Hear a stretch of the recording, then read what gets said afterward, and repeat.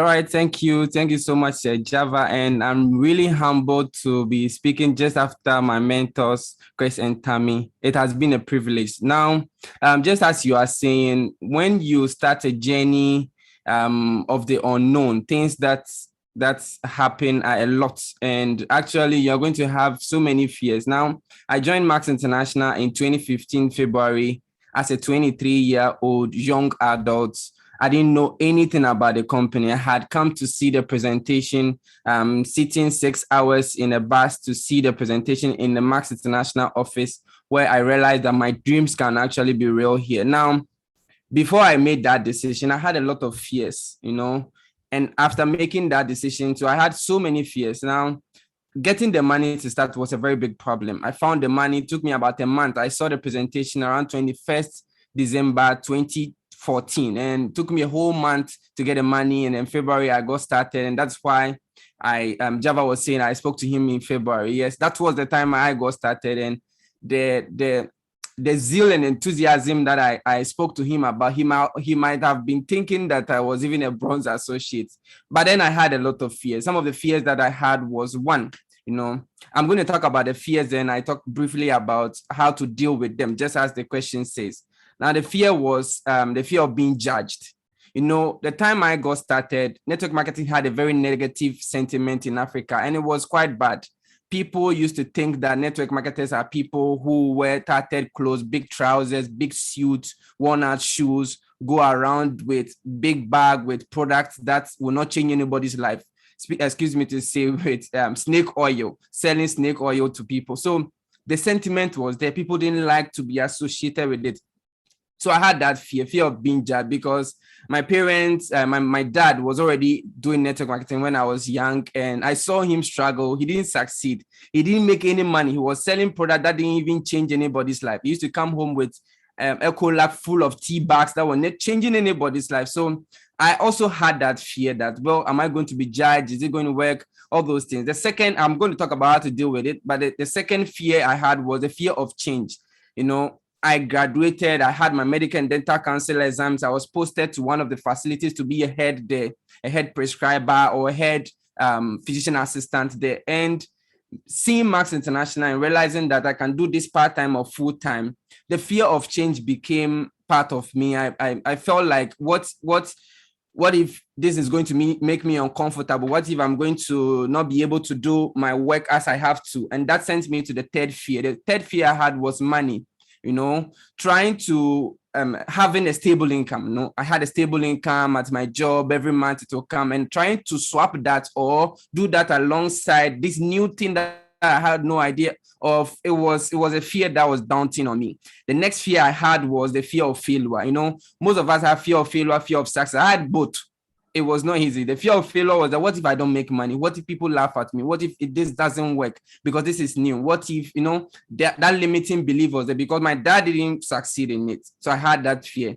And the fear of success was that, what if I get so much money and it overwhelms me? What if I become a bad person? Because where I come from, where I grew from, my community, we used to associate success and a lot of money with bad things. Like, why are you getting all this money? Where are you going? Seek life, seek God, all those things, we used to say things like that. To it became a blueprint.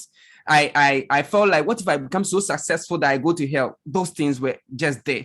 I had that fear. The next fear I had was being alone. That fear of being alone. What if I tell people about this business and they don't mind me? What if I tell people my family deserts me? All those things happen. Let me just tell you the truth here. In my first 3 months of Max International business, my parents disowned me. They told me that they don't have anything to do with me because they don't know what's wrong with me.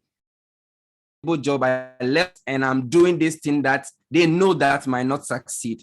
But I had that belief that I was going to be successful. The other fear that is very, very common is FOMO, F-O-M-O, fear of missing out. I had that fear because I graduated with about 60 of my colleagues.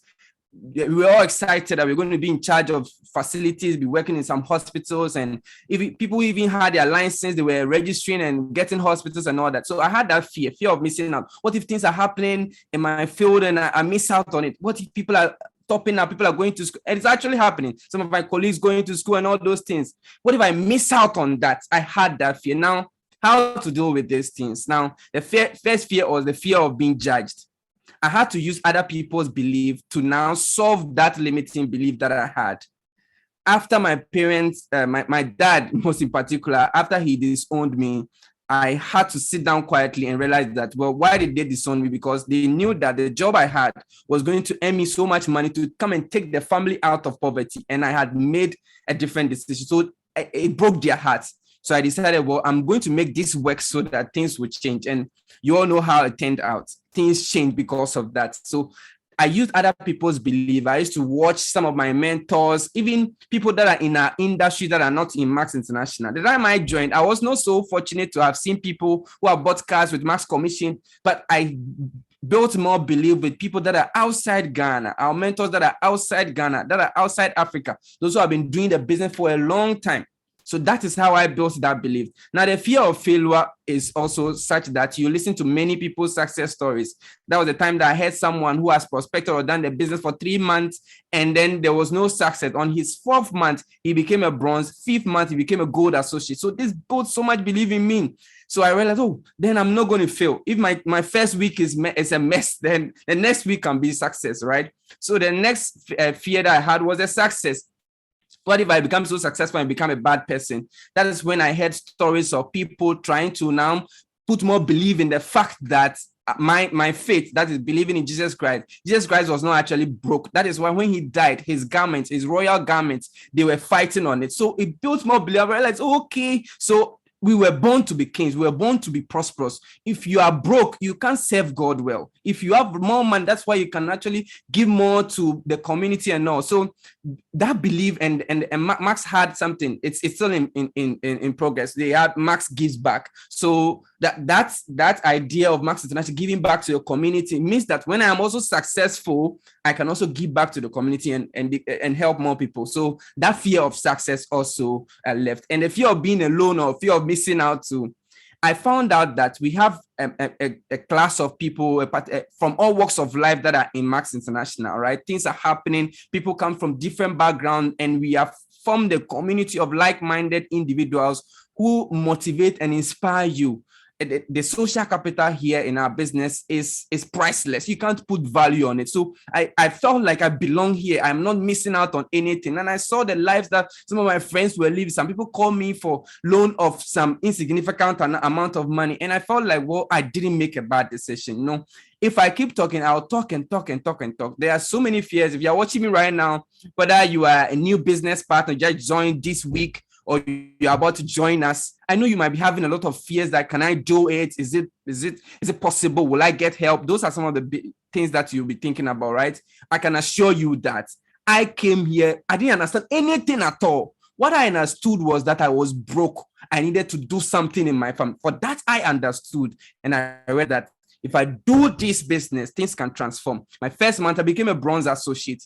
It was amazing. The income I had was just about equal to my salary. The second month, I was still bronze. The third month, I was a silver associate, and I earned $1,000 that time. And that was my dream income, 6,000 Ghana cedis. It blew my mind, and it lit the bulb in my head. And I realized that this $1,000, it would have taken me 15 to 20 years at my job to get it. I got that here at Max International. My third month, through this business, I've been able to transform my family's life and taking them out of transgenerational poverty. I've broken that chain, and I'm very proud of it. And that is why I'm always excited and motivated and inspired when I'm given the opportunity to share my experience with people. If you have joined us, just stay the course. As my mentor said, the future is really bright. A lot of things are going to happen. Amazing things are going to happen. And I hope that you're going to have fun here. If you have not joined us yet, we can't wait to work with you. You work with us, and when you fall down, we grab you by the hand, and all your fears are going to kaboosh, vanish. Thank you so much, Java, for this opportunity. I'm very excited. I hope I didn't rush through it as I had limited time. God bless you all. God bless everybody.